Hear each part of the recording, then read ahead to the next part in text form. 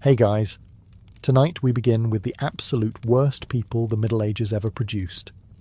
The outlaws, the murderers, and the walking disasters that somehow survived long enough to make history. So before you get comfortable, take a moment to like the video and subscribe, but only if you genuinely enjoy what I do here. And let me know in the comments where you're tuning in from and what time it is for you. It's always fascinating to see who's joining us from around the world.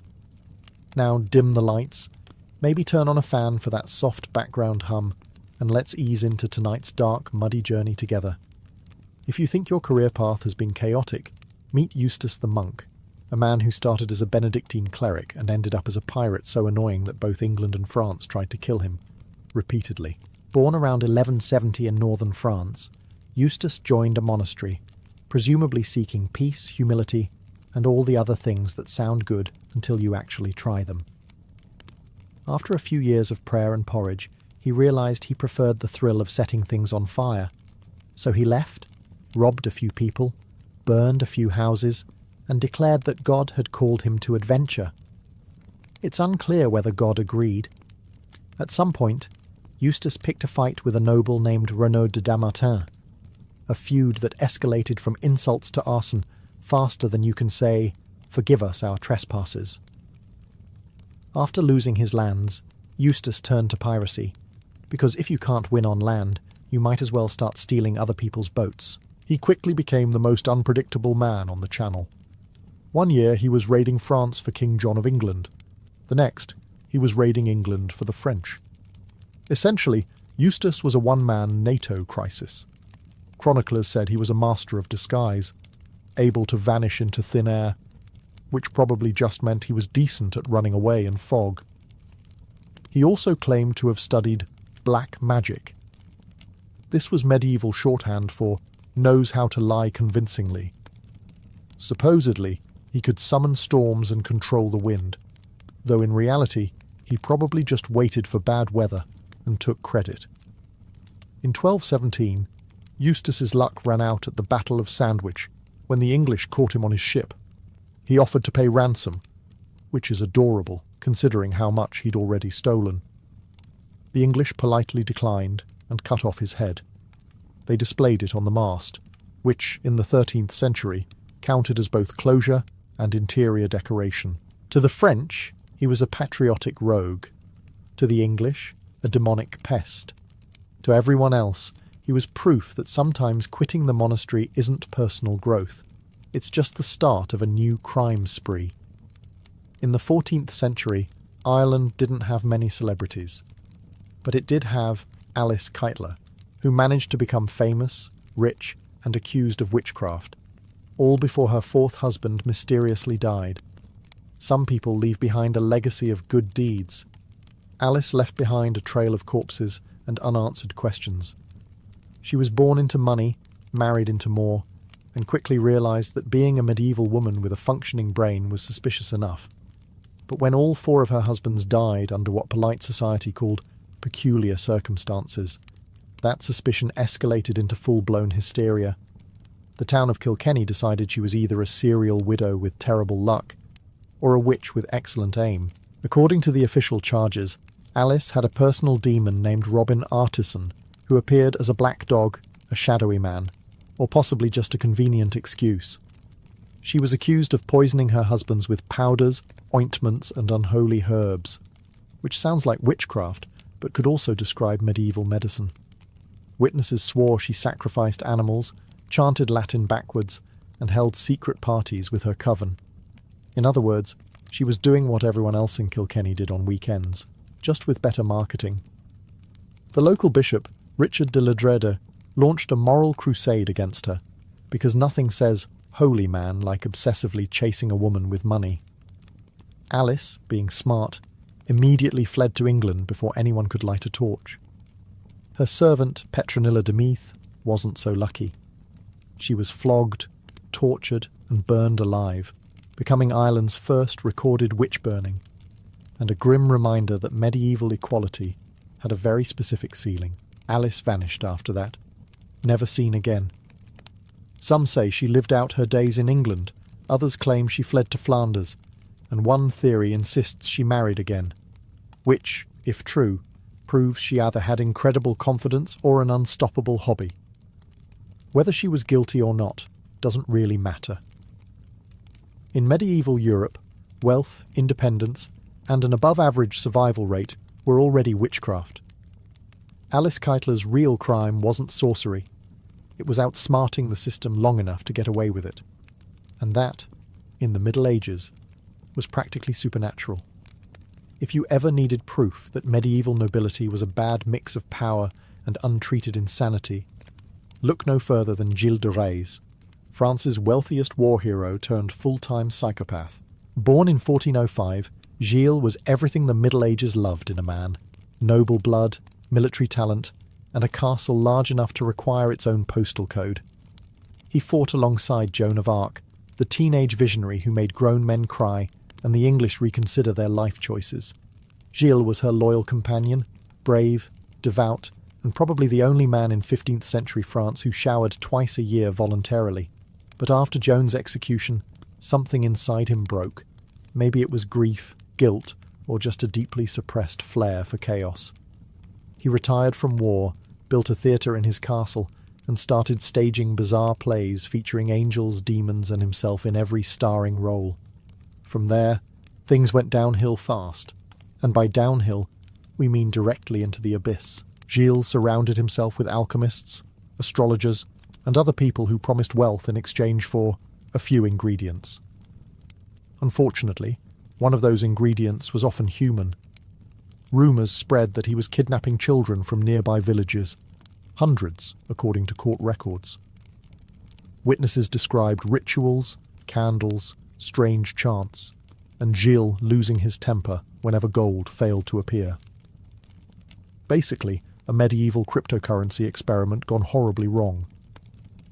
When the church finally took notice, Gilles was arrested and interrogated, though in fairness, interrogation in the 15th century involved less conversation and more persuasion with hot irons. He confessed to everything: murder, sorcery, and poor life choices. Historians still debate how much was real and how much was extracted via creative questioning. But even by medieval standards, his reputation was beyond salvageable. In 1440, Gilles de Rais was hanged, burned, and half-heartedly forgiven. Some called him France's first serial killer. Others said he was a scapegoat for noble corruption. Either way, you can't go from fighting beside a saint to ending up on the church's "do not invite to dinner" list without earning it. His castles crumbled, his name was erased, and his legend lingered. A man who started as a hero, died as a monster, and still managed to make nobility look worse than usual. Before Robin Hood was stealing from the rich and handing out questionable economics lessons, there was Hereward the Wake, England's original outlaw hero. Except unlike Robin, Hereward wasn't charming, generous, or even particularly polite. He was just furious, and honestly, who could blame him? Born around 1035, Hereward was a Saxon noble who didn't take kindly to William the Conqueror's whole invade England and replace everyone plan. When the Normans showed up in 1066, most Saxons submitted, shaved their heads, and learned to say, "we." Not Hereward. He looked at the new foreign rulers, looked at his confiscated lands, and decided passive aggression wasn't enough. He gathered a band of fellow exiles and declared war on basically everyone with a French accent. From the marshy region of Ely, he led raids on Norman garrisons, burned villages, ambushed knights, and occasionally liberated monasteries, by which we mean he robbed them blind and called it divine redistribution. His nickname, the Wake, probably meant the watchful, though it might also describe the constant stream of destruction left behind him. Chroniclers alternated between calling him a patriotic freedom fighter and a dangerous lunatic. Both are accurate. Hereward's greatest moment came when the Normans tried to invade Ely by building causeways through the swamp. He let them get halfway across, then set the whole thing on fire. Imagine the look on a Norman knight's face as he sinks into a burning bog. It's practically medieval performance art. For a while, Hereward was unstoppable, the mud-drenched menace of Anglo-Saxon revenge. But rebellions, like medieval plumbing, rarely ended well. Eventually the Normans bribed his allies, overran his base, and forced him to flee. Accounts differ on how he died. Some say he was killed by bounty hunters.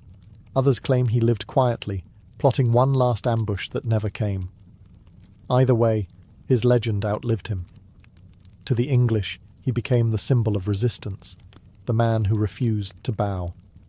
To the Normans, he was the bogeyman parents used to scare their children. And to historians, he's a reminder that being the last honest Saxon is a noble title. Right up until someone invents gunpowder, Scotland has given the world many things. Whiskey, bagpipes, and an unshakable reputation for bad weather. But somewhere in the damp 15th century, it allegedly produced Sawney Bean, a man so horrifying that even medieval chroniclers wrote about him with the tone of, "We honestly hope this isn't true."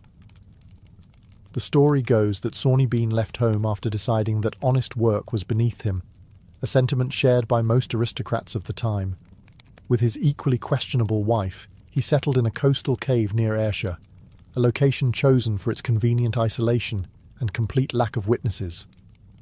There, the pair began what can only be described as the worst family business in Scottish history, robbing and eating travellers. Over the years, they allegedly produced a brood of children and grandchildren, 48 in total, who all shared two things: a love of meat and an aversion to sunlight. The Beans ambushed travellers along lonely roads, looted their belongings, and brought the bodies back to their cave for storage. Picture a medieval Costco, but everything's human and it smells worse. The clan lived this way for decades, undetected, feasting on the occasional tourist and decorating their home with what historians tactfully call remains. Eventually, suspicion grew when entire groups of travellers started disappearing. Locals blamed witches, wild beasts, and foreigners, the usual suspects, until one victim escaped and led authorities straight to the Bean family buffet. When the search party entered the cave, they reportedly found barrels of salted human flesh, piles of bones, and enough limbs to open a small museum. The Beans were captured and taken to Edinburgh, where King James himself supposedly ordered their immediate execution. No trials, no mercy, just medieval efficiency. The men were dismembered alive. The women and children followed soon after. Justice, 15th century style, horrifying, effective, and slightly overcooked. Modern historians suspect the whole thing might be exaggerated, or even entirely fabricated. Medieval Scotland wasn't exactly known for its investigative journalism. Still, the legend of Sawney Bean endures, because nothing captures the human imagination quite like an entire family choosing cannibalism over a 9-to-5 job. Whether he existed or not, Sawney Bean remains the most terrifying reminder that sometimes the real monster isn't in the castle. It's living rent-free in a cave by the sea. If you thought the Middle Ages were chaotic enough, imagine adding organised crime into the mix. Not the flashy kind with suits and cigars, but one run by people who smelled like turnips and carried knives made from farm tools. Welcome to the Thieves' Guild, the medieval version of corporate networking for people who preferred pickpocketing to productivity. In most medieval cities, crime wasn't just tolerated. It was practically a career path. You could be a mason, a tanner, or if you had nimble fingers and a flexible sense of morality, a thief. The guilds of craftsmen had apprenticeships, training, and codes of conduct, and so did the thieves. In London, Paris, and Venice, thieves formed loose organisations where skills were passed down like family recipes. One pinch of stealth, one distraction, and a quick exit through the nearest sewer. They even had initiation rituals. New recruits swore loyalty, learned hand signals, and occasionally cut purses from dummies before moving on to actual people. In Paris, these groups were known as the coquillards, while in England, they operated out of city slums like Southwark, the kind of neighbourhood where even the rats locked their doors at night. Authorities knew about them, of course, but medieval law enforcement was inconsistent. Constables were unpaid, corrupt, or asleep, and prisons were so unsanitary that most criminals preferred getting caught in winter just for the indoor heating. In some cases, officials struck deals with thieves, collecting taxes in exchange for looking the other way. Yes, medieval police protection rackets were a real thing, but make no mistake, the Thieves' Guild wasn't all romance and rebellion. It was brutal business. Disobedient members were punished harshly, often by losing a hand. Ironic, considering the hand was their main tool of trade. And if you betrayed your guild, you disappeared faster than a merchant's coin purse on market day. Still, they thrived. In a world obsessed with hierarchy and privilege, the guilds gave common criminals a strange sort of dignity. Thievery became an art, and survival itself a profession. In short, if you ever find yourself time-travelling to the Middle Ages, keep one hand on your wallet, and if someone bumps into you twice, congratulations. You've just contributed to a centuries-old economy. The 18th century was a strange time, not quite medieval anymore, but still dirty enough to qualify spiritually. And in this murky in-between age rode Dick Turpin, England's most famous highwayman, a man whose reputation galloped far faster than his actual horse ever did. Turpin was born around 1705 to a butcher's family, which should have been a stable, respectable trade. But Turpin preferred taking meat the quick way, from other people. He started out stealing cattle, then horses, and eventually realised that robbing people directly was much less paperwork. Thus began his illustrious career as a highwayman, the medieval version of a mugger, but with better fashion sense. He wasn't alone. The roads around London were crawling with ambitious criminals, each convinced they were God's gift to organised theft. Turpin stood out because he understood branding. He dressed well, spoke politely, and had a flair for drama. Victims reported being robbed with great civility, which, to be fair, was more courtesy than they'd get from the tax collector. Soon, pamphlets and newspapers began romanticising him as a gentleman bandit. Plays were written about his daring escapes, especially one where he allegedly rode his horse Black Bess from London to York, nearly 200 miles in a single night. It's a great story, but entirely fictional. The real Turpin couldn't ride that far without stopping for a drink, a robbery, and possibly another drink. Behind the myth, Turpin was less charming. He was violent, crude, and not exactly loyal to his friends. After one robbery went wrong, he shot a man for recognising him, fled north, and started living under the fake name John Palmer, which would have worked better if he hadn't immediately started stealing horses again. His downfall came when he left a letter to his brother and forgot to pay postage. The postmaster recognised his handwriting, because apparently Turpin was the only criminal in Yorkshire who wrote like a poet. He was arrested, tried, and hanged in 1739 before a cheering crowd. Ever the showman, he bowed to the audience before the rope snapped, proving that even in death, Dick Turpin never missed his curtain call. His legend lives on, polished by centuries of bad history and good storytelling. The real Turpin was no gentleman, just a thief who happened to look good on paper. If the phrase holy warrior sounds like a contradiction, meet Fra Moriale, the monk who turned salvation into a side hustle and war into a full-time subscription plan. Born around 1310 in Provence, Fra Moriale, real name Montreal d'Albano, joined the Order of the Knights Hospitaller, a religious brotherhood dedicated to healing the sick, protecting pilgrims, and occasionally stabbing anyone who didn't agree with them. He took vows of poverty, chastity, and obedience, and then, like so many monks with ambition, decided all three were negotiable. After a few years of holy work, Morial realised the world offered better pay outside the monastery. So, he reinvented himself as a condottiero, a mercenary commander in Italy, because nothing says devotion like selling your sword to the highest bidder. Italy in the 14th century was a buffet of conflict. City-states, popes and petty lords all fighting over who had the fanciest banners. Morial fit right in. He founded the Great Company, a gang of professional soldiers so large it could conquer small countries. They fought for whoever paid them most, and when no one paid them, they fought anyway. They looted villages, held cities for ransom, and treated neutrality as a temporary medical condition. Morial's army even sacked the Papal States at one point, which didn't do wonders for his resume in heaven. He became fabulously rich, buying castles, gold, and, according to one chronicler, a bed fit for a cardinal and morals to match. His soldiers admired him, civilians feared him, and nobles reluctantly admitted that his invoices were always accurate. But like all men who confuse luck for divine approval, Morreale pushed too far.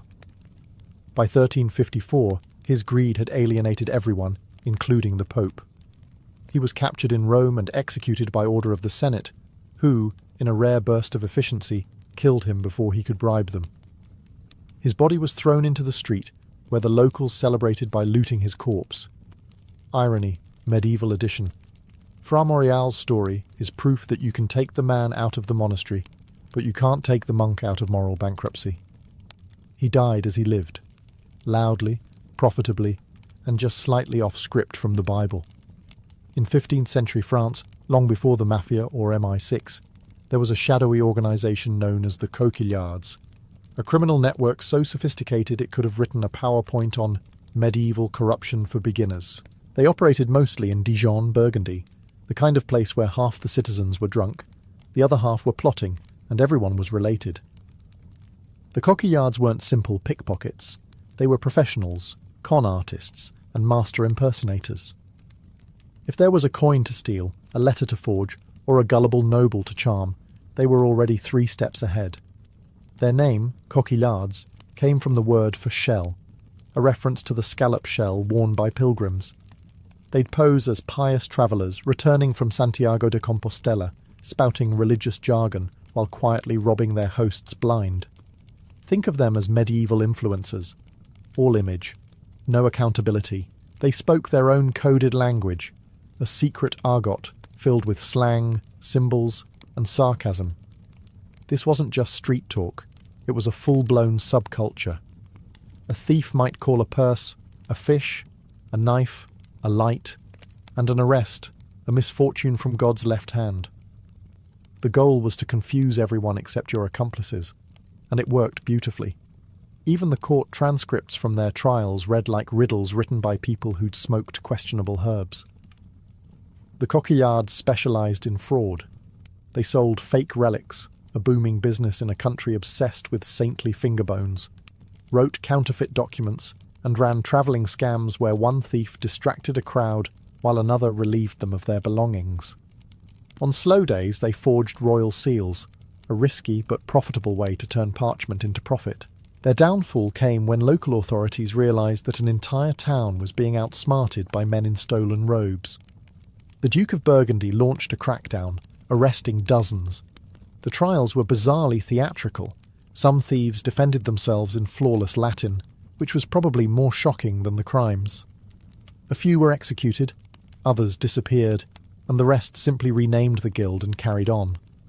Though officially erased, the Coquillards never really died. They just evolved into every scam, grift, and Ponzi scheme that came after. In a way, they were pioneers, not of honesty or morality, but of the timeless human dream, making money without actually working for it. If the Mediterranean had its glamorous pirates with earrings and poetry, the Baltic Sea got the opposite. Frost-bitten psychopaths who smelled like fish and despair. Meet the Hanseatic pirates, also known as the Vitalian Brooder, or, in less romantic English, the Victual Brothers. Yes, they were named after food.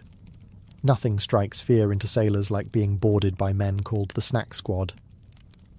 The Vitalian Brooder began with good intentions, always a red flag.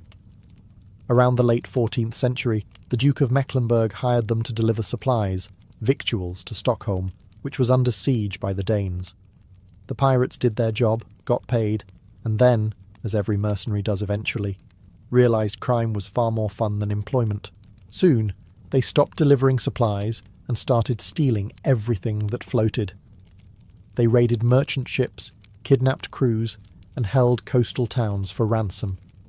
The Hanseatic League, a network of medieval trade cities that basically ran northern Europe like a corporation, tried to stop them, but the pirates were too good at their jobs. Their motto allegedly was, "God's friends and the whole world's enemies," which doubles as a perfect Twitter bio. They didn't just rob ships, They disrupted economies.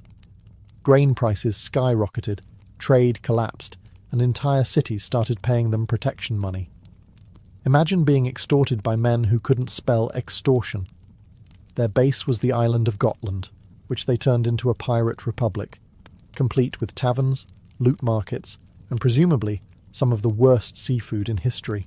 By the early 1400s, they had become the medieval version of organised chaos, plundering one day, selling stolen goods to bishops the next. Even the Teutonic knights tried to fight them, which went about as well as you'd expect. Holy men in heavy armour versus drunk sailors with axes. Eventually, the Hanseatic League united its fleets and crushed the pirates in a series of naval battles. Those captured were executed publicly, not because of moral outrage, but because the merchants were tired of explaining insurance claims. Still, the legend of the sea wolves endured. They were cruel, cunning, and occasionally patriotic if the paycheck was right. In the end, they proved what every empire eventually learns. If you feed pirates long enough, they stop delivering and start dining on you instead. If medieval Germany had Netflix, Peter Nears would have had his own true crime docuseries, probably titled Witchcraft, Murder, and Bad Life Choices. Born sometime in the 16th century, Nears was a wandering bandit who took career criminal to disturbing new heights. He started small, highway robbery, theft, the occasional stabbing, but quickly realised the competition was fierce. So, like any good entrepreneur, he diversified. His new niche? Satanic serial murder, because apparently medieval crime had a marketing department.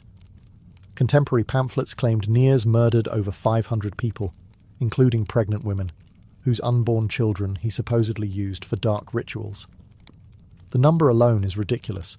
He would have needed an HR department to manage that workload, but the fear he inspired was very real. He allegedly carried a bag filled with magical items, including unborn hearts, candles made of human fat, and probably a few regrettable lunch leftovers. Locals swore he could shapeshift, turning into animals to escape capture, which sounds absurd until you remember that medieval Europe thought frogs were morally suspicious. The church and state launched massive hunts for him, but Nears was slippery. He had sympathisers everywhere, innkeepers, beggars, fellow bandits, and bribed them with stolen goods. To many peasants he was both terrifying and impressive, a man who defied all laws, human and divine, and managed not to die immediately. But crime, like medieval plumbing, always ends badly. In 1577, Nears was captured once and escaped. The authorities were so embarrassed they executed his accomplices twice just to be sure. He vanished again, only to resurface years later near Neumarkt, when a local innkeeper noticed his bag of suspicious contents.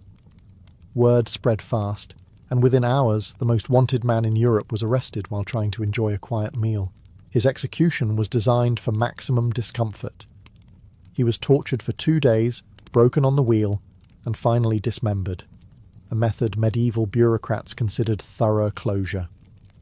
The crowd reportedly cheered, partly out of justice and partly because in 1581 public execution was the best entertainment available.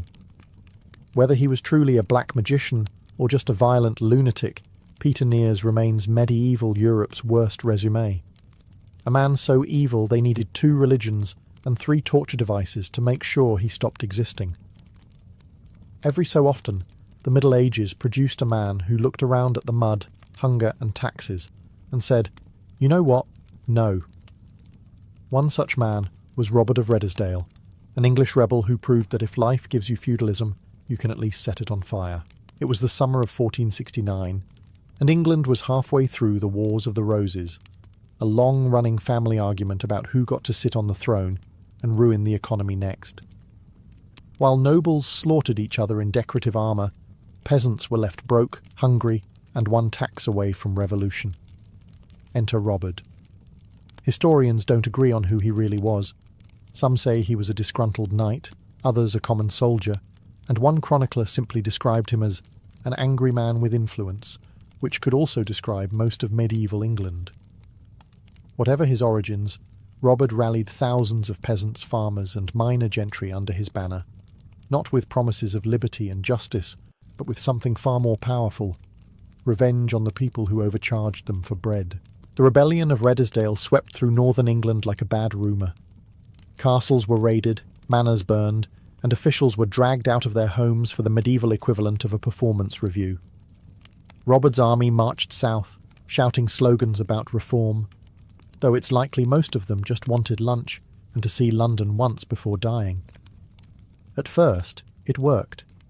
Local lords panicked. The royal court trembled. Then, as with all medieval rebellions, reality arrived in the form of a professional army that didn't find peasant enthusiasm particularly intimidating. Robert's forces were crushed in a matter of days. Survivors were hanged, villages punished, and history went back to being written by people who didn't need to farm. Robert himself vanished, executed, assassinated, or maybe just melted into the countryside like the mud he came from. His name lived on mostly in warnings about the dangers of letting peasants think too much. Still, his rebellion left a mark. It showed that even in the rigid, God-ordained hierarchy of medieval England, there were limits to how much exploitation one man, or one village, could take. Robert didn't win, but he did what few dared. He reminded kings that pitchforks count as weapons too. Before James Bond, before the Mafia, before your favourite Netflix anti-hero, there were the Assassins of Alamut, a group so mysterious and terrifying that their name became a permanent addition to the human vocabulary. Today, assassin means killer. Back then, it meant people who could make a king sleep badly for the rest of his life. The story begins in 11th century Persia, where a brilliant and stubborn man named Hassan-i-Sabah decided that the Muslim world needed more discipline, more order, and far fewer people who disagreed with him. He founded a breakaway sect of Ismaili Muslims and seized a fortress in northern Iran called Alamut, a stone eagle's nest perched high in the mountains. From there, he created one of the most feared secret societies in history. The group's enemies called them the Hashashin, claiming they used hashish before missions, a slanderous detail most likely invented by people who didn't appreciate getting stabbed in public. In reality, the assassins weren't mindless zealots. They were professionals, quiet, educated, and patient. Their specialty? Political murder so surgical that entire wars changed course after one dagger. They infiltrated palaces disguised as servants, scribes, or occasionally enthusiastic gardeners. Then, when the time was right, they'd strike, clean, quick, and usually in front of an audience to make a point. Kings, generals, caliphs, and even crusader lords learned to check their food, their wine, and their bedchambers twice. A few got paranoid enough to start sleeping in towers surrounded by moats and guards, which worked beautifully right up until someone bribed the guards. The assassins never had large armies, but they didn't need them. Fear did most of their work. One well-placed killing could halt invasions, rewrite treaties, or encourage a ruler to suddenly rediscover humility. Even the mighty Saladin, conqueror of Jerusalem, nearly joined their target list twice. Eventually, their fortress was destroyed by the Mongols in the 13th century, because nothing survives a Mongol invasion. Not cities, not walls, not even secret mountain cults. But their legend refused to die. The word assassin spread west with the Crusaders and into every language on earth. And though the men of Alamut vanished centuries ago, their message remained timeless. Sometimes the sharpest political argument is a very small, very well-placed knife. If you lived in medieval London and still had your money by sundown, congratulations. You'd just beaten the city's most popular sport, not getting robbed. Because long before bankers invented creative theft, there were the cutpurses, the silent professionals who turned pickpocketing into an Olympic event. London in the Middle Ages was crowded, chaotic, and profoundly sticky. Narrow streets crammed with markets, pilgrims, prostitutes, and goats created the perfect ecosystem for petty crime. While preachers warned of sin, the cutpurses quietly relieved them of their collection coins. They didn't mug or stab. That was amateur work. A good cutpurse was an artist. The blade had to be sharp, the hand steady, and the timing perfect. The name says it all. These thieves literally cut the strings on your coin pouch. A single slice and the purse vanished into the crowd. Some worked alone, others teamed up. One would bump you in the market, another would accidentally distract you with a sermon on salvation, and by the time you said amen, your week's wages had gone to hell. Apprentices learned their trade the same way as blacksmiths or bakers. A young thief would train under a master, practicing on dummies or more likely drunkards. Success required a calm demeanour and absolutely no conscience. Medieval law punished theft brutally, but public hangings were so common that thieves treated them as networking events. If your mentor got executed, you inherited his customers. And it wasn't just men. London's female cut-purses were legends in their own right, often posing as flower sellers, laundry girls, or repentant sinners. One 14th-century woman named Nan Hackett reportedly worked church aisles during Mass, specialising in noblewomen who closed their eyes too long during prayer. The authorities knew what was happening, but were often in on it. Sheriffs, judges and guards all took their cuts, sometimes literally. For every thief dangling from the gallows, 3 more were plying their trade in the crowd below. Over time, the word cut-purse became a cultural insult, a way to describe anyone morally flexible, from pickpockets to politicians. And honestly, little has changed. Modern London may have fewer pouches and more pockets, but the spirit of the cut-purse lives on, usually behind a screen, in customer service or at your bank. When you hear the name Vlad the Impaler, you probably think of the vampire myth. Brooding castles, bats, and a mild drinking problem. The truth is much simpler. Vlad didn't drink blood. He spilled it efficiently, in bulk, and with terrifying administrative consistency. Born in 1431 in Transylvania, Vlad of Wallachia inherited a small principality wedged between the Ottoman Empire and Hungary, 2 countries that treated Wallachia less like a nation and more like a chew toy. His father, Vlad Dracula, had joined a knightly order called the Order of the Dragon, which sounds noble, but was really just a medieval HOA for men with swords and anger issues. Vlad Jr. inherited the name Dracula, meaning son of the dragon, and took it a bit too literally. As a young prince, he spent years as a political hostage under the Ottomans, where he learned diplomacy, military strategy, and how much he hated everyone. When he finally reclaimed his throne in 1456, he decided to fix his country's crime problem by making punishment slightly worse than the crimes. His preferred method, impalement, the subtle art of inserting a wooden stake through the body and leaving the victim to contemplate their life choices until gravity took over. Thieves, liars, ambassadors, and even ungrateful dinner guests all faced the same fate. Foreign envoys who refused to remove their hats before him were nailed to their own skulls, which, admittedly, settled the etiquette debate quickly. When the Ottomans invaded, Vlad reportedly impaled 20,000 prisoners outside the capital as a warning. The invaders turned around. Honestly, who wouldn't? To his subjects he was both protector and nightmare. Crime vanished, partly due to fear, partly because half the population was decorating the countryside. Merchants could leave gold on the street overnight and find it untouched in the morning, assuming they didn't mind the smell. Vlad was eventually captured by the Hungarians, released, and then killed in battle. His head was sent to the Sultan in a jar of honey, because even medieval villains appreciated presentation. Centuries later, Bram Stoker turned him into Count Dracula, making him immortal in a far less sticky way. But the truth remains, Vlad the Impaler wasn't a monster of myth. He was something rarer, a man so committed to law and order that he made hell look like a management seminar. Babylon, June 323, BCE. The air is thick with heat and the smell of roasted meat, incense, and ambition. Alexander the Great, the man who had crossed deserts, stormed cities, and bent empires to his will, sits at the head of a long marble table. Around him, his generals laugh too loudly and drink too much, their laughter masking exhaustion and quiet fear.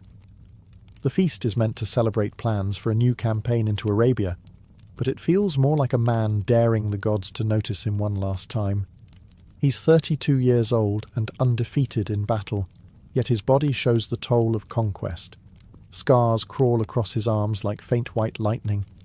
His voice is hoarse, his eyes bloodshot from weeks of drinking and little sleep. But he's still Alexander, and in Babylon, that means no one dares to look away when he raises a cup. Another toast, he commands, and the room obeys.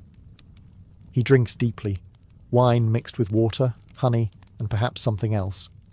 The cup clatters back to the table. For a moment, his face tightens. He waves it off with a laugh. The great king, who once marched through Persian palaces, now struggles to stand from his own table. Some say it began there. A sudden pain, a fire in his belly that would not go out. Others claim he was struck by fever days earlier, while inspecting the canals near the Euphrates. But among his inner circle, whispers begin to form like cracks in marble. Cassander, Antipater's son, had every reason to want him dead. Others had been humiliated, pushed aside, terrified that Alexander's plans to be worshipped as a god would destroy what was left of their fragile loyalties. That night, the music grows louder to drown the tension. Wine flows like the river outside Babylon's gates. The torches burn low, painting the marble walls in flickering gold. And somewhere between laughter and delirium, the conqueror of the world begins to shiver. No one yet dares to say it aloud, but something irreversible has started. The man who never lost a battle may have just lost a fight his sword could not win, one that began with a single drink at Babylon. The morning after the banquet, Babylon stirs under a punishing sun. The palace servants whisper, "The king has fallen ill." At first it seems harmless enough. Alexander has endured worse. He's survived arrow wounds, lung infections, and the kind of exhaustion that kills ordinary men. A little fever. That's nothing.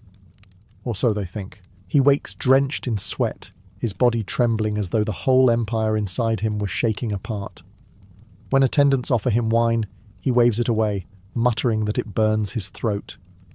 His generals come to visit. Ptolemy, Perdiccas, and Nearchus, men who had followed him through deserts and rivers of blood. They find him pale, voice thin, yet still insisting on military reports. Even half delirious, he talks of troop formations and fleet construction, as if death itself were just another city to besiege. But the fever climbs higher. Within hours, he's unable to rise from bed. His commanders whisper in the corridors, trying to mask panic with politics. Was it malaria from the marshes near the Euphrates? Typhoid from contaminated water? Or something far less natural, poison slipped into the crater by a trembling hand the night before? Babylon is full of suspects and full of fear. Days pass. The fever worsens. His breath grows ragged, his speech slurred. The same man who once ran beside his troops, shouting orders with unbreakable clarity, now struggles to form words. The royal physicians are summoned, their hands shaking as they press cold cloths to his forehead. Some recommend purging, others prayer. None dare admit they are powerless. Still, Alexander refuses to believe his body has betrayed him. "I'll recover," he rasps, as if saying it aloud could make it true. He asks for his armour, demands to see his soldiers, but can't even lift his head. Each day, the rumour spreads further. The king is dying. The streets outside the palace fill with uneasy crowds, soldiers clutching their spears, servants crossing themselves against evil spirits. Inside his chamber, Babylon's greatest conqueror lies burning with fever, whispering plans to invade Arabia even as his strength drains away. The man who had faced armies without fear now faces his final, unseen enemy, one no spear can pierce and no strategy can outwit. By the fifth day, Babylon's royal palace feels less like the seat of an empire and more like a tomb waiting to be sealed. The once bustling halls have gone eerily quiet. Servants move in silence, guards whisper, and courtiers trade glances heavy with dread. The doctors come and go like ghosts, their eyes avoiding the generals. They've run out of explanations. or courage. Alexander's fever has not broken. His skin glows with a sickly sheen, and his breathing is shallow, each gasp a small rebellion against whatever force has taken hold of him. His commanders, Ptolemy, Seleucus, and Perdiccas, gather in the antechamber, pretending to discuss military logistics.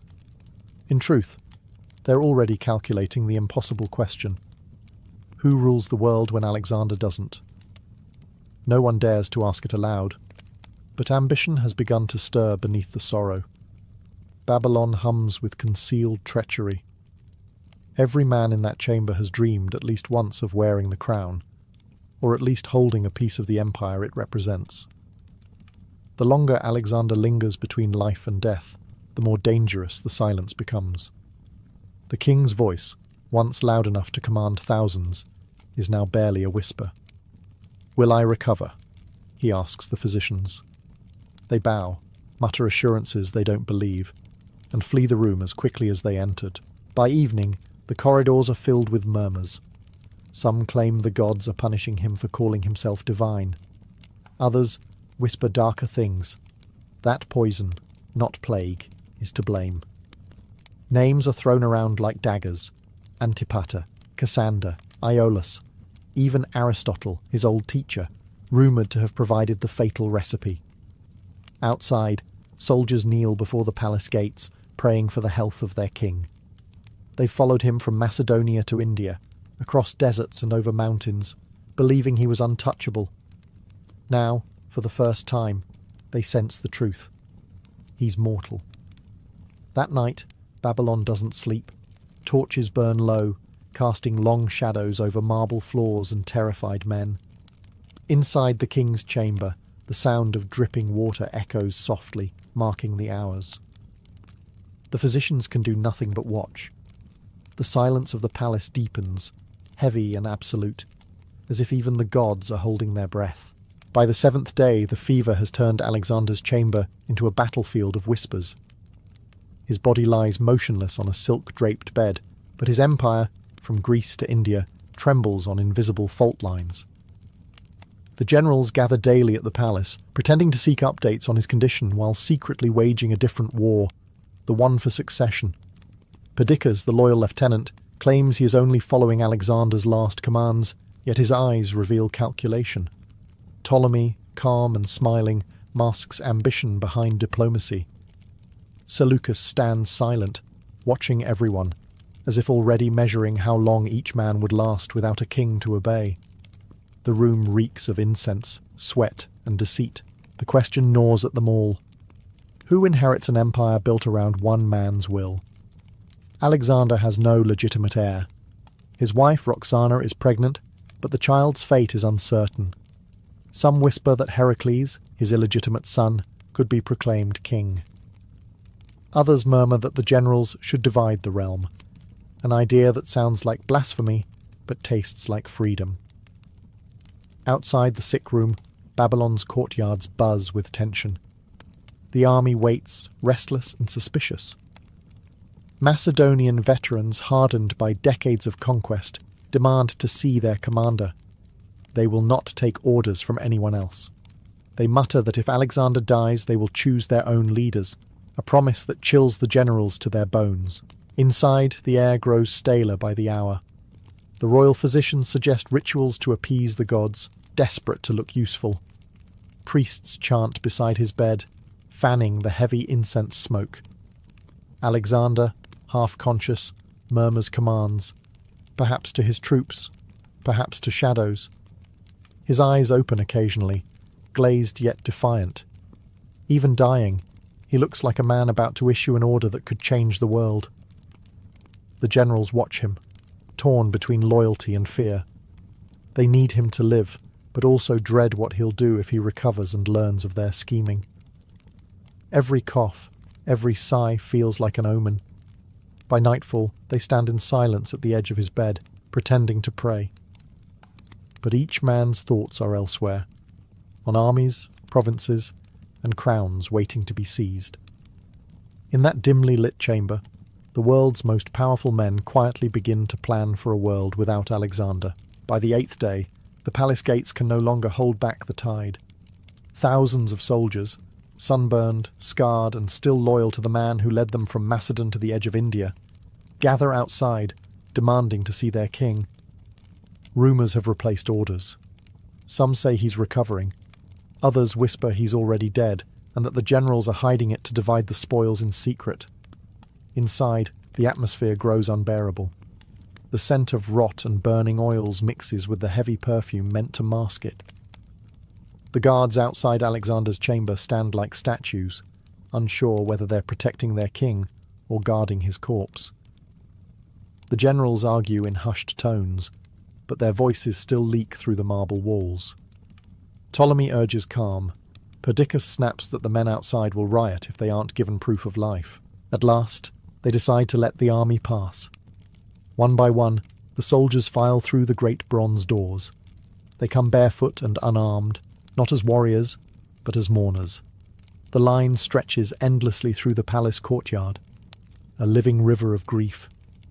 Inside the royal chamber, Alexander lies still, his face pale as the linens beneath him. He cannot speak. He cannot move.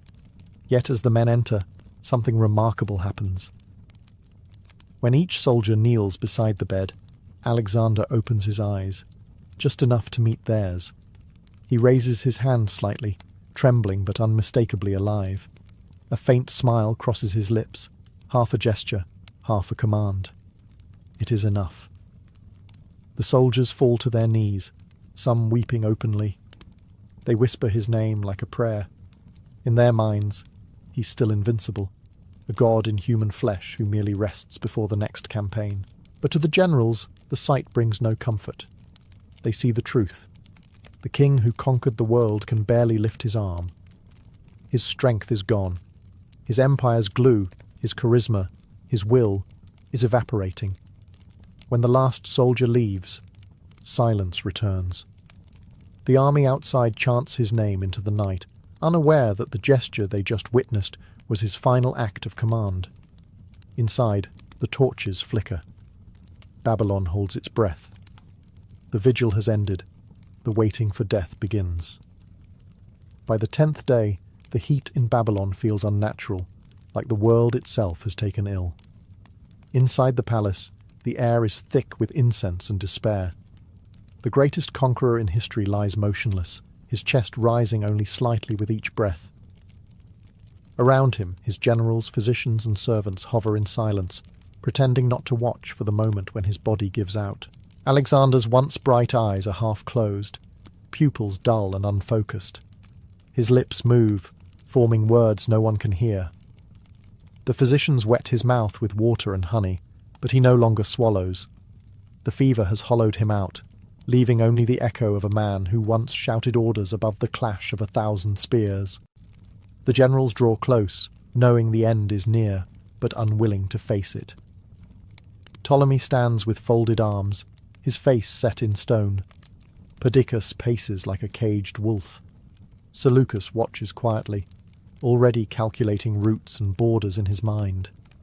A few others whisper prayers to Apollo, Asclepius, even Zeus, any god who might take pity on the man who once believed himself divine.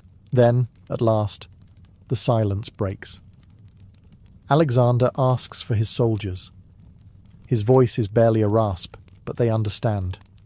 Word spreads through the palace, and soon the courtyard fills again.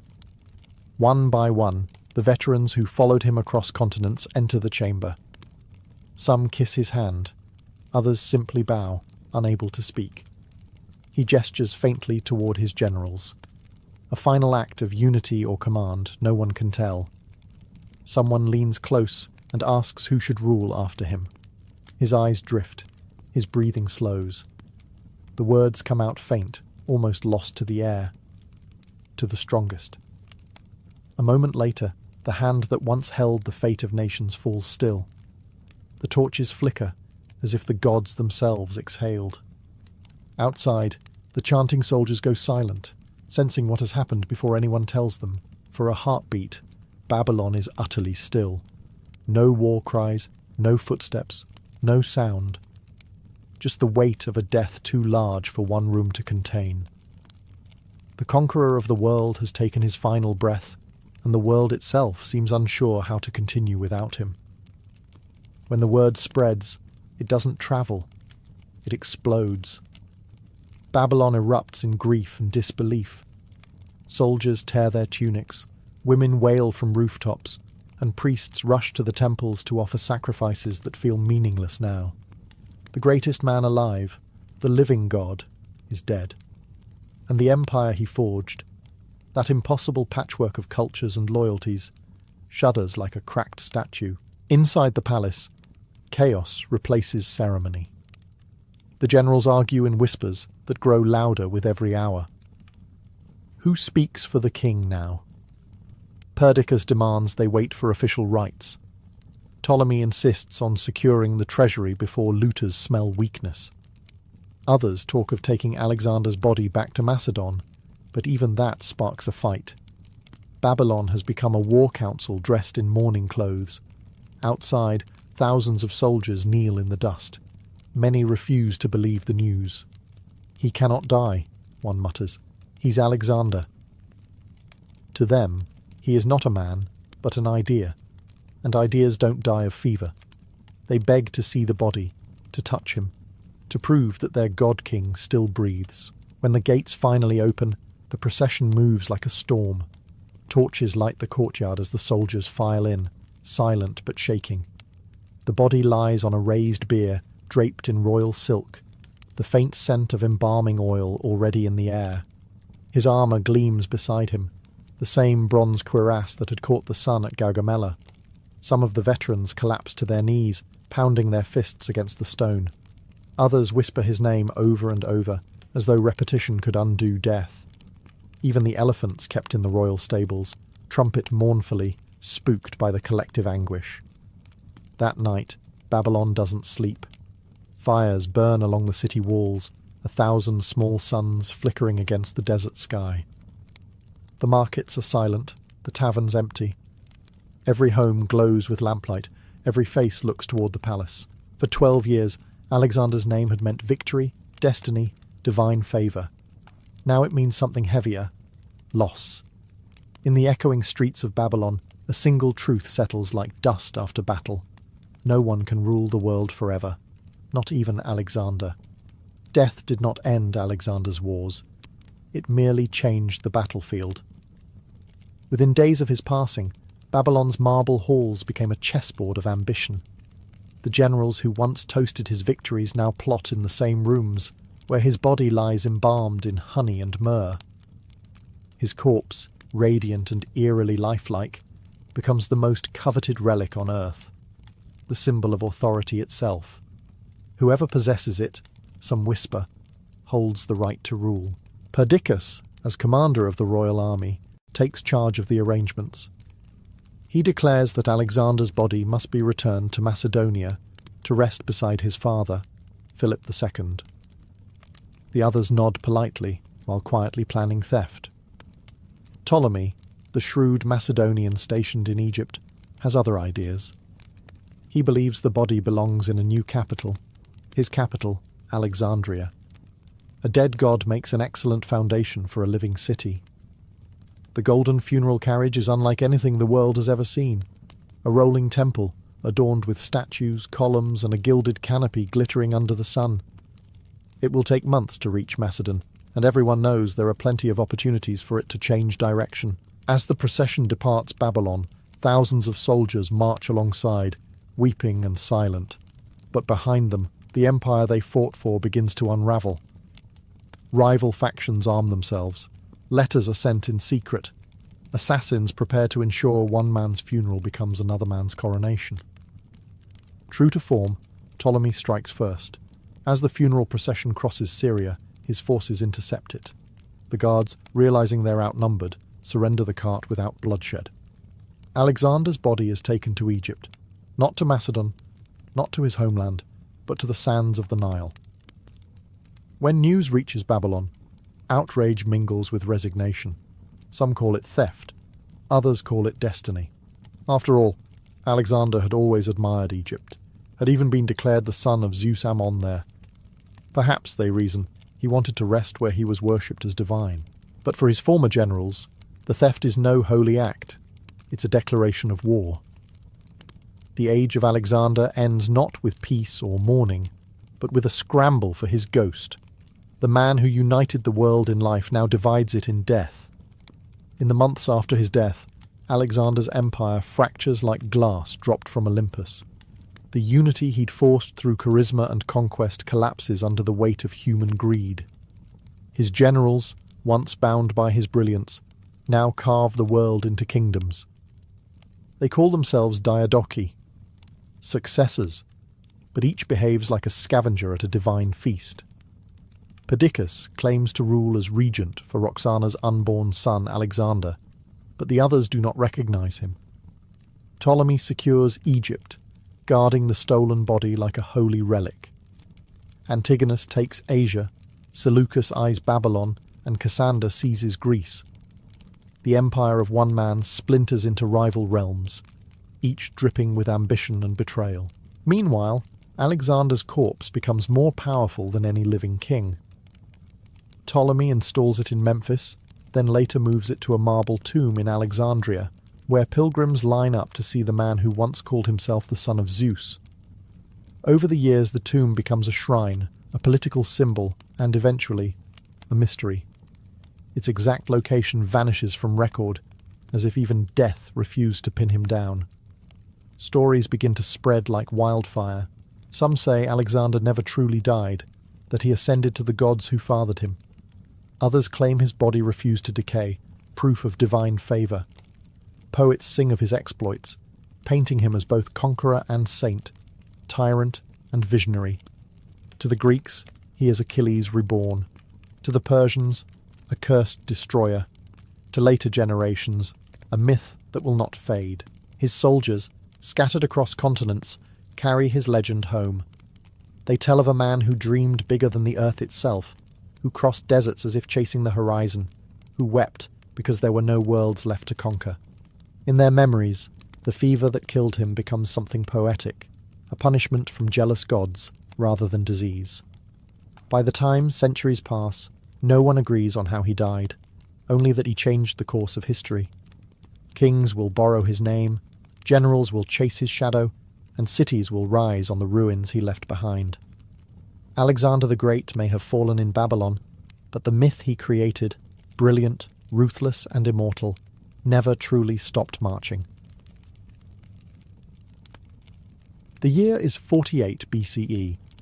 Egypt is divided not by foreign invaders, but by family. Cleopatra VII, the last daughter of the Ptolemaic dynasty, finds herself driven from Alexandria by her younger brother and co-ruler, Ptolemy XIII. The royal court has turned against her, a nest of scheming eunuchs and tutors who whisper poison into the boy king's ear. Cleopatra flees into the desert with only a handful of loyal followers, leaving behind the marble halls of the palace for a tent beneath the endless Egyptian stars. Meanwhile, far to the west, Julius Caesar arrives in Alexandria, not as a lover, but as a man of law, or at least Roman law. He's chasing the ghost of Pompey, his rival and former ally, who has fled to Egypt for safety.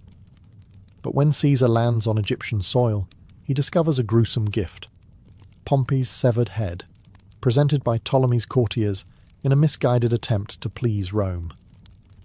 Caesar is not amused. The boy king's gesture reeks of barbarity and bad politics. It's in this volatile moment that Cleopatra makes her move. She knows Egypt's throne is not won with armies, but with opportunity. Wrapped in a carpet, or perhaps a linen sack, depending on which historian you trust, she has herself smuggled into Caesar's private chambers in the royal palace. When the rug unfurls, the conqueror of Gaul finds not an assassin, but a 21-year-old queen, dishevelled from travel yet radiant with confidence. Cleopatra speaks 7 languages. Caesar speaks power. Between them, words become weapons and admiration a kind of treaty. She pleads her case, not as a helpless exile, but as a ruler wronged by treachery. Caesar listens, intrigued. He's 52, weary from decades of war, but in this Egyptian queen he sees a reflection of his own ambition, relentless, intelligent, and unafraid. By morning, alliances are forged in silk sheets and strategy. Cleopatra regains an ally in the most powerful man in the world, while Caesar gains access to Egypt's immense wealth and grain supply, a lifeline for Rome. What began as a political calculation soon ripens into something far more dangerous, a partnership that will scandalize empires and change the course of history. Caesar's arrival in Egypt was supposed to be a diplomatic errand. Instead, it became a war zone. The moment he declared Cleopatra the rightful ruler, the palace erupted in chaos. Ptolemy XIII's advisors, especially the scheming eunuch Pothinus and the general Achillas, saw Caesar's decision as foreign interference. To them, Cleopatra wasn't a queen restored, she was a Roman puppet, and if Egypt's throne was to be defended, Rome itself would have to be expelled.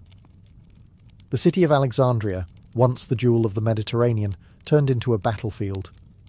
The narrow streets echoed with clashing steel, while smoke from burning ships clouded the harbour. Caesar found himself besieged inside the royal quarter, trapped between the Egyptian army and the restless citizens who had once cheered their queen. For all his military genius, Caesar had come to Egypt with barely 4,000 men, hardly enough to hold a city of 500,000. Cleopatra remained by his side, calm amidst the chaos. She wasn't merely a figure of beauty in distress. She was calculating, persuasive, and perfectly aware that her survival was tied to his. Together, they transformed the palace into a fortress. Cleopatra used her knowledge of the local terrain and politics to outmaneuver her brother's supporters. Caesar, always the tactician, set fire to the Egyptian fleet to prevent it from blocking his escape, an act that accidentally spread to the Great Library, sending thousands of papyrus scrolls up in flames. The siege dragged on for months. Food grew scarce, morale weaker. Yet Caesar refused to retreat. He sent desperate calls for reinforcements, all while enduring attacks from land and sea. Cleopatra kept his resolve intact, offering both counsel and comfort. Historians later romanticized their partnership, but in truth, it was forged under the sound of catapults and the stench of burning tar. Then, salvation arrived. Roman reinforcements under Mithridates of Pergamon broke through the Egyptian lines. The tide turned swiftly. Ptolemy XIII's forces fled, and the young king himself drowned in the Nile, weighed down by his golden armour, a fitting end for a child monarch undone by pride and politics. As smoke cleared over Alexandria, Cleopatra emerged victorious, not just as Queen of Egypt, but as the woman who had tamed both a civil war and the most powerful general in the world. With her brother dead and Caesar's legions in command, Cleopatra finally reclaimed the throne that had been stolen from her. But victory in Egypt was never permanent, especially for a queen ruling under the watchful eye of Rome. To secure her legitimacy, Cleopatra followed Ptolemaic custom and married her surviving younger brother, Ptolemy XIV, a boy barely in his teens. It was a political formality, the kind of ceremony performed for tradition's sake, while the real power sat beside her, Julius Caesar. Alexandria was soon transformed from a war-torn city into a stage of spectacle and revival. Cleopatra ruled from the palace on the Mediterranean shore, resplendent in gold and lapis lazuli, while Caesar remained as her guest, or perhaps her captive by affection. The two ruled side by side, their every public appearance a careful performance of unity between Egypt and Rome. For the Alexandrians, she was Isis reborn, radiant and divine. For Caesar, she was proof that diplomacy could be seductive. Cleopatra's intelligence and charm left even hardened Roman officers in awe. She could disarm a council of generals as easily as she could quote philosophy. Caesar, who had spent his life surrounded by political games, found in her a partner who understood the stakes, not just a lover, but an equal in ambition. The alliance was pragmatic at first, but the line between strategy and passion blurred quickly. Then came the news that changed everything. Cleopatra was pregnant. The announcement electrified Alexandria and horrified Rome. Caesar was already married, and no Roman law permitted marriage to a foreign monarch. Yet, in the palace gardens, Cleopatra glowed with triumph. The child she carried, later known as Caesarion, would be the living symbol of their union, a bridge between empires, or perhaps a fuse waiting to ignite them. While the courtiers whispered, Cleopatra began planning for the future. She strengthened Egypt's economy, reformed taxes, and restored temples left in ruin. To the common people, she was a goddess of prosperity. To Caesar, she was both temptation and political problem. Their relationship, already scandalous, had produced something dangerous, an heir that could unite two worlds or plunge them both into chaos. And for the first time, Caesar began to realize that Cleopatra's love came with an empire attached. In 47 BCE, Julius Caesar finally prepared to return to Rome. The civil war still raged, and Mark Antony, his loyal lieutenant, needed him. Yet he did not leave alone. Cleopatra, now mother to his newborn son Caesarion, accompanied him down the Nile in what became one of history's most extravagant river journeys. The royal barge shimmered with purple sails, musicians played from the decks, and servants rode to the rhythm of flutes. The voyage was half celebration, half declaration. Egypt was reborn under its queen, and she had Rome's champion at her side. For a few precious months, they travelled together through temples and ancient tombs, the living symbols of a new divine pairing. Caesar as Dionysus, Cleopatra as Isis. But Rome was never far from Caesar's mind. He left Egypt reluctantly, promising to send for her later. Cleopatra, ever pragmatic, understood that love alone would not protect her or her child. She had to bind Egypt's fate to Rome's ambition. When Caesar returned to Rome, rumours preceded him. The Senate whispered that he had gone soft in Alexandria, that Cleopatra had bewitched him. They mocked her as the Eastern witch and called him her puppet. Caesar ignored them all. He had bigger plans, to reshape Rome into a monarchy under his sole command. Yet in private, he sent for Cleopatra. Against all advice, she arrived in Rome with her infant son, and an entourage that dazzled even the cynical Romans. Her arrival caused scandal. No foreign queen had ever been hosted in the capital with such honours. Caesar lodged her in his villa across the Tiber, within sight of the city, as if daring the Senate to protest. Cleopatra walked the streets with confidence, adorned in gold and Egyptian linen, a living challenge to Roman modesty. The people gawked, half fascinated, half offended. For Cleopatra, Rome was enemy territory dressed in marble.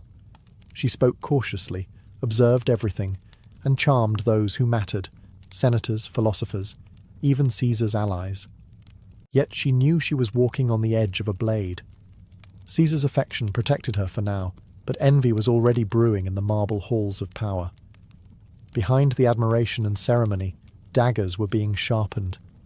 Cleopatra had conquered Caesar's heart, but Rome's was another matter entirely. Cleopatra's stay in Rome was less a visit and more a spectacle, a living test of how much Caesar could bend the Republic before it snapped. The city had never seen anything like her. Draped in Egyptian linen, wearing jewels that caught the Italian sun, she arrived at public events with the poise of a goddess and the confidence of a conqueror. To the Romans, she was exotic, dangerous, and fascinating, the embodiment of a foreign power that had seduced their most powerful man. Caesar placed a golden statue of her in the temple of Venus Genetrix, the Roman goddess from whom he claimed descent. The message was clear and scandalous. Cleopatra was no mere guest. She was divine, perhaps even kin to Rome's own gods.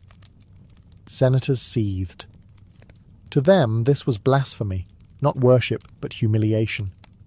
A foreign queen, worshipped beside Venus, was proof that Caesar had lost his Roman sense of restraint. In the shadows of admiration lurked resentment. The Roman elite whispered that Cleopatra's influence was growing, that she urged Caesar to crown himself king, that she sought to replace the Republic with an empire ruled from Alexandria. Whether any of this was true hardly mattered. Perception in Rome was poison, and Cleopatra's presence provided plenty of it. Still, Caesar seemed unmoved. He continued his reforms, rewrote calendars, and planned vast building projects. He even renamed a month, July, in his own honour, and whenever he retreated to his villa across the Tiber, Cleopatra and their son were waiting. Caesarion, golden-haired and curious, was proof of a bond that defied politics. Caesar never publicly acknowledged the boy as his heir, but everyone knew whose child he was. Cleopatra played her role carefully. She flattered senators, attended festivals, and presented herself as both queen and intellectual. In private, she observed the Republic's slow collapse, a theatre of ambition where every smile hid a dagger. She understood Rome better than most Romans did. It was a place where love was never just love, and alliances were written in blood.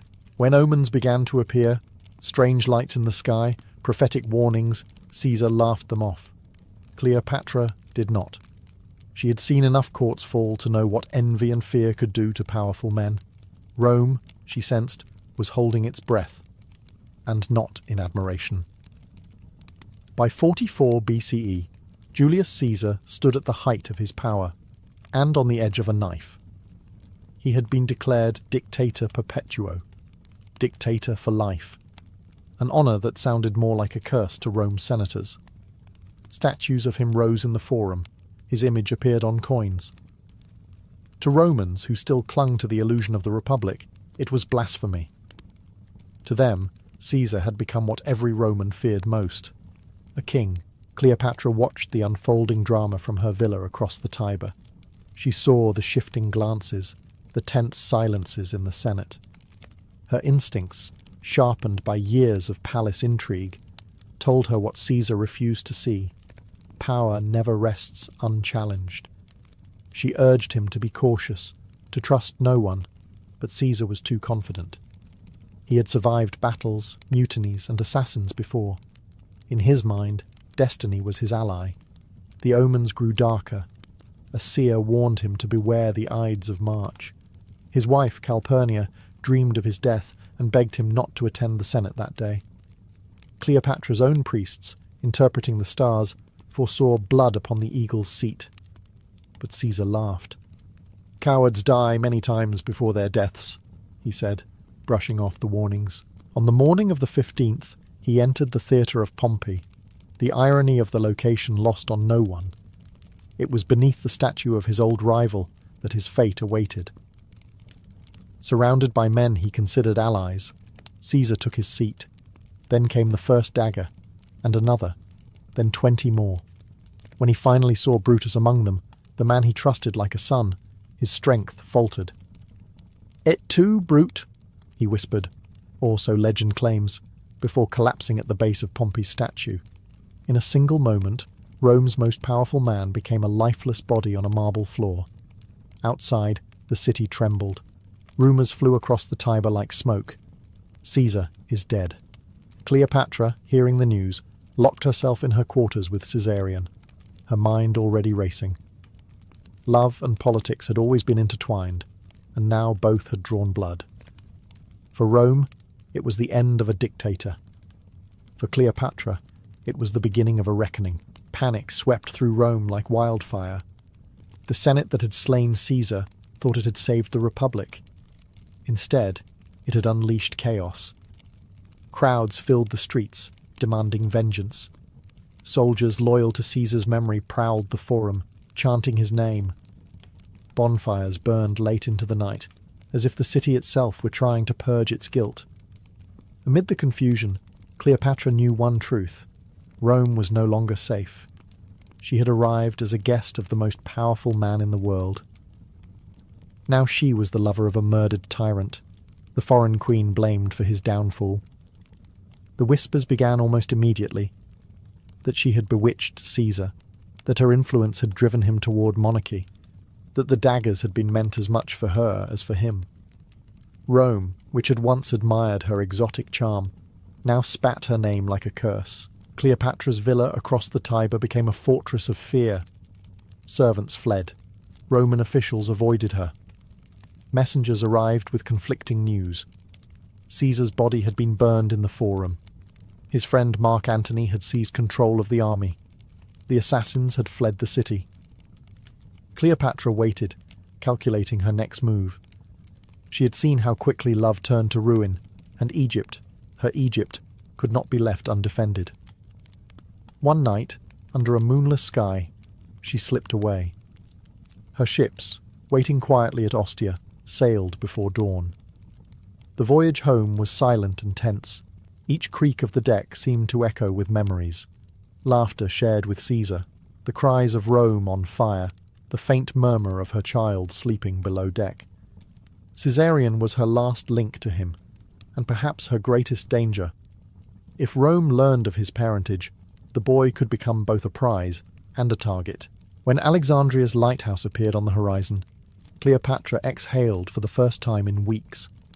The city shimmered under the Egyptian sun, familiar and treacherous all at once. She had returned a widow of empire, carrying not only a child, but a legacy soaked in Roman blood. In the marble halls of her palace, she swore a quiet oath. Caesar might be dead, but through Caesarion, his line, and her ambition would live. Rome had slain her lover, but it had not seen the last of his queen. In the power vacuum left by Caesar's assassination, Rome tore itself apart once again. Senators fled, armies switched loyalties, and the Republic bled in the streets. Out of this chaos rose a familiar face, Mark Antony, Caesar's loyal general and friend. Charismatic, ambitious, and dangerously impulsive, Antony seized the moment. He spoke to the people as Caesar once had, turning grief into fury. Soon, he stood as Rome's new strongman, balancing on a knife's edge between statesman and demagogue. Cleopatra watched from Alexandria with cautious fascination. She knew Antony well by reputation, a man of appetite, equally drawn to power and pleasure. Unlike the cold, calculating Caesar, Antony ruled through emotion. He drank heavily, loved theatrically, and fought with the energy of a man trying to outlive his own vices. Yet beneath his recklessness, Cleopatra recognized something else: opportunity.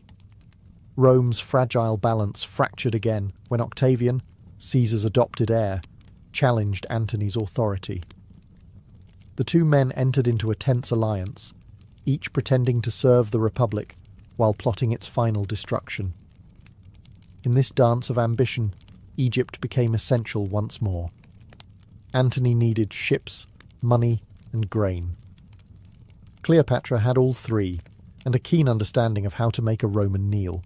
In 41 BCE, Antony summoned Cleopatra to Tarsus to answer accusations that she had betrayed Rome during the civil wars.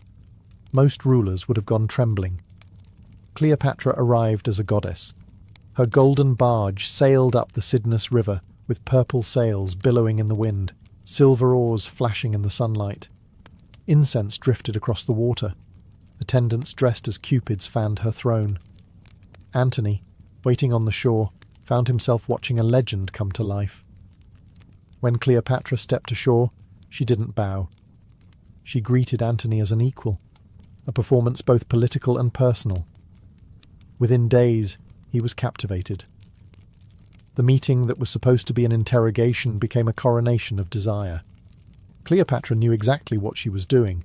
She had traded one Roman general for another, but this time she would be the one setting the terms. As Antony followed her back to Alexandria, the pattern of history repeated itself. Empire bending toward the will of a woman who ruled not only with beauty, but with strategy sharper than any sword in Rome. When Mark Antony entered Alexandria at Cleopatra's side, it felt like déjà vu. Another Roman swept up in Egypt's spell. But this time, Cleopatra was no young queen seeking survival. She was a seasoned ruler, sharper, wiser, and fully aware of the stakes. With Caesar gone, and Rome divided between Antony and Octavian, she saw her chance not just to preserve Egypt, but to shape the world once more. Their partnership quickly deepened into passion, and politics intertwined. Cleopatra hosted Antony in dazzling feasts. Tables of gold, rivers of wine, and endless entertainment meant to remind him that Egypt could offer what Rome never could: grandeur without restraint. They called themselves the inimitable livers, lovers who lived like gods. Yet beneath the laughter, the stakes were deadly serious. Cleopatra needed a protector. Antony needed her wealth to fund his campaign against Parthia. Each pretended it was love. Each knew it was power. In the years that followed, Cleopatra bore him 3 children. Twins Alexander Helios and Cleopatra Selene, and a son, Ptolemy Philadelphus. To her people, she was Isis incarnate. To the Romans, she was once again the dangerous enchantress who had corrupted another of their heroes. The Senate fumed when Antony granted eastern lands to Cleopatra and their children. Rome saw betrayal. Antony saw destiny, an empire reborn, ruled from Alexandria rather than the Tiber. But the myth of Caesar and Cleopatra still lingered, haunting them both. Octavian, Caesar's heir, understood how to weaponize it. He painted Antony as a man enslaved by a foreign queen, declaring that Cleopatra sought to make Rome her servant. It was a lie, but a useful one. The image of the proud Roman general bowing to an Egyptian temptress was enough to ignite war.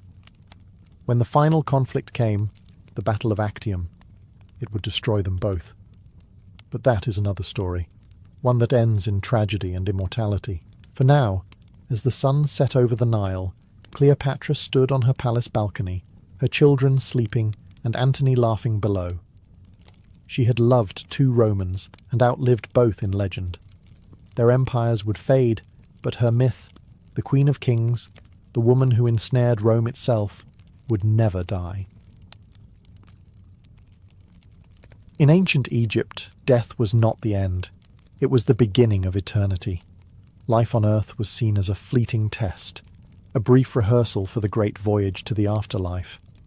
The Egyptians believed that when a person died, their soul, the ka, left the body but still needed a physical form to return to. Without preservation, the ka would wander aimlessly, lost between worlds. Thus began one of humanity's most astonishing rituals, mummification, a sacred craft that transformed the dead into divine beings. The moment death was declared, the 70-day countdown began. The family summoned a team of specialized priests, known as the Servants of Anubis. These men were not ordinary morticians. They were guardians of cosmic order, repeating the same rites perfected over thousands of years. Before touching the body, they performed purification rituals, washing themselves in sacred water, burning incense, and reciting hymns to Anubis, the jackal-headed god of embalming. The deceased's name was whispered over the body to reawaken spiritual recognition. Every motion from this point carried meaning. Nothing was done by chance. The priests worked in silence, except for the steady rhythm of chants. The workshop, known as the wabet, was filled with the scent of resins and natron salts. A painted effigy of Anubis stood nearby, its gaze fixed upon the proceedings, as if ensuring no mistake was made. The embalmers began by laying the body on a slanted stone table, washing it with palm wine and water from the Nile. This was both physical and spiritual cleansing. The Nile's waters symbolized rebirth. Offerings of bread, beer, and perfume were placed at the head of the deceased to nourish the spirit during the long transformation ahead. The extracted organs were not discarded. They were placed in 4 beautifully carved canopic jars, each guarded by one of the sons of Horus, deities who watched over the organs in the afterlife. The jackal-headed Duamatef protected the stomach. The falcon-headed Kebesenuef guarded the intestines. Hapi, with the head of a baboon, watched over the lungs, and Imseti, with a human face, guarded the liver. These jars were placed beside the coffin as vital companions to the deceased. Once the cavity was emptied, the priests washed it again with aromatic resins and stuffed it with bundles of clean linen, sawdust and spices, cinnamon, cassia and myrrh, to restore shape and scent. Then the body was sewn shut, the cut concealed beneath wax and resin. In that silent chamber, the priests had not just dissected flesh. They had restructured the human form into a vessel worthy of eternity. With the organs removed and the body cleansed, the next stage of the journey began, the drying. This was the longest and most crucial phase of mummification, lasting 40 full days. The goal was simple, but divine: to remove every trace of moisture, every sign of mortality. For the Egyptians, decay was chaos, and chaos had no place in the order of eternity. The priests carried the body to a slanted stone table inside a cool, dry chamber. There, they surrounded it with natron, a natural salt harvested from Egypt's desert lakes. This mixture of sodium carbonate and bicarbonate was seen as a gift from the gods, capable of drawing out the corrupting forces of the earth. The body was completely buried in it, covered head to toe like a seed planted in sacred sand. Days turned into weeks. The desert air worked in harmony with the natron's power, slowly pulling the moisture from flesh and bone. Inside the chamber, the silence was absolute. No prayers, no movement, only time doing its invisible work. The priests visited occasionally to inspect the progress, offering incense and chanting hymns to Anubis, thanking him for protecting the body during its transformation. Meanwhile, the family waited outside, observing the 40-day vigil. They brought offerings, bread, beer, oils, and flowers, to ensure the soul's peace during this liminal state. The deceased was believed to hover between worlds, neither alive nor dead, suspended in divine preparation. When the time came to lift the body from its salty tomb, what emerged was astonishing. The flesh had darkened and tightened, the features preserved in uncanny clarity. Fingers, lips, even eyelashes often remained intact, a human form frozen in time. The priests gently brushed off the remaining natron and washed the body once more in fragrant oils, restoring suppleness to the skin. This moment marked the first true glimpse of eternity. The person lying on the table no longer belonged to the realm of the living, but to the gods. The priests anointed the body with sacred resins, sealing it from decay and perfuming it for its celestial voyage. 40 days had passed, but in Egyptian belief, so had mortality. The human body, once frail and fleeting, had been refined into something divine, the eternal vessel of the soul. After 40 days of drying in natron, the body was no longer flesh, but form. A vessel hardened and purified, ready to receive divine life once more. Now began the stage of restoration, when the priests of Anubis reassembled the body, restoring its dignity and preparing it to be recognized by the gods in the afterlife. The embalmers gathered around the table, their hands dipped in fragrant oils, cedar, myrrh, frankincense, and lotus. Each oil served a ritual purpose. Some softened the skin, others warded off decay, but all carried spiritual significance. As they anointed the limbs, they recited invocations to Osiris, Lord of the Dead, and to Hathor, Goddess of Beauty and Rebirth. The body was not merely preserved, it was reawakened. Every finger and toe was wrapped separately in fine linen soaked in resin. The priests whispered the name of the deceased with each binding, ensuring that no part of the person's identity would be lost. Amulets were placed between the layers, small charms carved from gold, faience, or lapis lazuli.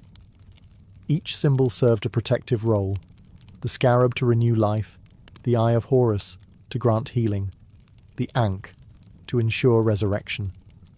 The heart amulet, shaped like a sacred beetle, was placed carefully over the chest. It was the most important charm of all, for it protected the heart during the weighing of the soul in the hall of Ma'at. According to belief, if the heart betrayed the deceased by speaking of their sins, this amulet would silence it, ensuring safe passage to eternal peace. Next, the priests stuffed the body cavity with resins and perfumed linen to restore its shape and fragrance. The limbs were adjusted, the mouth slightly opened, symbolically allowing the soul to breathe again.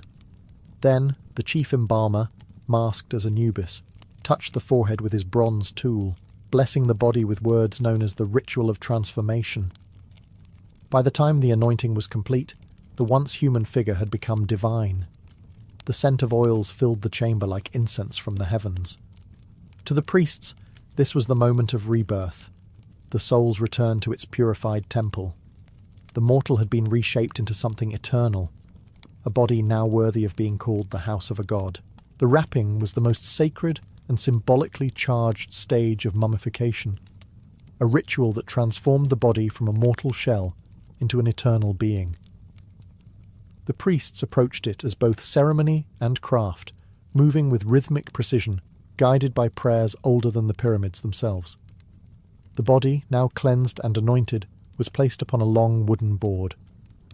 Linen strips, sometimes hundreds of meters long, were prepared from the finest flax. Each bandage was purified with incense and oils before touching the skin. The process could take 15 full days, not because it was slow, but because it was sacred. Every layer was a spell, every knot a prayer. The wrapping began with the fingers and toes, each digit encased separately to preserve the individual's physical identity. Then came the hands, feet, and limbs. The priests spoke the deceased's name during every turn of cloth, ensuring the spirit would remember itself. As the layers grew thicker, amulets were inserted between them, over the heart, the throat, and the abdomen, each one carrying protection for a specific danger in the afterlife. At the chest, a large scarab amulet was placed, inscribed with spells from the Book of the Dead. Its purpose was profound. It silenced the heart during divine judgment, preventing guilt from condemning the soul. Over the throat, the priests laid an amulet of the Jed pillar, the symbol of Osiris, to ensure stability and resurrection. Every placement followed cosmic logic, a map of eternity stitched into linen. Once the torso and limbs were sealed, the head received special attention. The face was wrapped gently, layer upon layer, leaving the features smooth and serene. Resin was brushed across the surface to harden the wrappings and bind them into one body, unified, eternal. The final bandages were arranged in intricate diamond patterns, creating the recognizable form of the Egyptian mummy. A golden mask, or painted cartonnage for those of lesser rank, was placed over the face, representing the divine image the deceased would wear forever. When the priests stepped back, the human was gone. In its place lay a godlike figure, silent, radiant, and eternal. The wrapping was complete, but the spirit's journey was only just beginning. The body now waited to be awakened by the sacred opening of the mouth ceremony, the final step before rebirth. The wrapping was complete, but the mummy, though flawless, was still lifeless, a sacred shell awaiting animation. To the Egyptians, preservation meant nothing without reawakening. The opening of the mouth ceremony was the most profound ritual in the entire process, for it restored the senses of the deceased and reconnected body and soul. Only after this rite could the spirit eat, speak, see, and breathe in the afterlife. At dawn, the priests gathered before the wrapped body, which was now resting upright or laid within a decorated coffin. The chief officiant, often wearing the mask of Anubis, stood before it, holding a sacred instrument known as the peseshkef. Shaped like a small blade or chisel, it was modelled after the tool used in childbirth, symbolising a second birth, the rebirth into eternity. The ceremony began with purifications. Incense burned thick in the air, the scent of myrrh and frankincense mingling with chants to Osiris and Horus. Offerings of bread, beer, and milk were laid out before the mummy, representing the sustenance of life. The priests sprinkled holy water and drew circles in the sand to mark the boundaries between worlds. Then came the rite itself. The peseshkef was touched to the mouth, eyes, ears, and nose of the mummy. Each touch was accompanied by a declaration. May your mouth open to speak the words of truth. May your eyes open to see the light of Ra. May your nostrils open to breathe the air of life. The body, long silent and sealed, was symbolically revived. In that moment, the mummy was no longer an object. It was a person again, ready to walk into the afterlife as an immortal being. The ritual concluded with the offering of food and drink, which the newly awakened spirit was believed to consume on a spiritual level. For the Egyptians, this act was not metaphorical, it was real. The opening of the mouth transformed death into continuity, silence into speech, stone into life. It was both farewell and promise, that the person's soul would live on, free to speak their name before the gods. And in Egypt, to speak one's name was to live forever. With the opening of the mouth complete, the body had been reborn. Yet one last step remained before the journey to the afterlife could begin, the burial itself, a ceremony both grand and solemn. For the ancient Egyptians, this was not merely the disposal of remains. It was the sacred delivery of a soul into eternity. The procession began at sunrise. Priests, mourners, and family members walked through the desert toward the tomb, carrying the mummy in a gilded coffin. The coffin itself was a work of devotion, painted with hieroglyphic spells, adorned with protective deities, and aligned with the stars. Beneath its surface, every symbol whispered of resurrection: the wings of Isis, the eye of Horus, the ankh of life. Musicians played mournful flutes, while women, often hired professional mourners, wailed to echo the cries of the goddess Isis mourning her husband Osiris. Before the tomb, the priests halted to perform the final purifications. The coffin was lowered to the ground while incense burned and water from the Nile was sprinkled in blessing. Offerings of bread, beer, onions and wine were presented to sustain the soul on its long voyage. Each offering was accompanied by a recited spell from the Book of the Dead, ensuring that no hunger, thirst, or harm would plague the spirit in the afterlife. Inside the tomb, the burial chamber awaited, walls painted with vivid scenes of paradise, the soul sailing with Ra across the heavens, hunting in green fields, and greeting long-lost ancestors. The canopic jars were placed beside the coffin, along with amulets, statues, and personal belongings, everything from combs to jewellery to writing palettes. Even servants made of carved clay, called ushabti, were included to serve the deceased in eternity. As the final act, the coffin was gently lowered into the sarcophagus. The priests sealed the chamber with stone, reciting the words, "May your soul live forever in the field of reeds." The mourners turned away, leaving offerings at the entrance as the tomb was closed for eternity. When silence returned to the desert, only the wind remained, carrying prayers across the sands. Deep within the tomb, the preserved body rested in stillness, awaiting its next awakening under the eternal sun of Ra. Death was never the end for an ancient Egyptian. It was the beginning of the soul's greatest journey. Once the tomb was sealed, the Ka, life force, and Ba, the personality or spirit, began their passage through the unseen world. Guided by spells from the Book of the Dead, written on the tomb walls and on papyrus scrolls, the deceased ventured into the Duat, the vast, shadowy realm of the afterlife. The journey was perilous. The Bay, often depicted as a human-headed bird, had to navigate caverns filled with serpents, fire lakes, and monstrous guardians who demanded secret names and passwords. Every trial mirrored moral truth, a reflection of how the person had lived.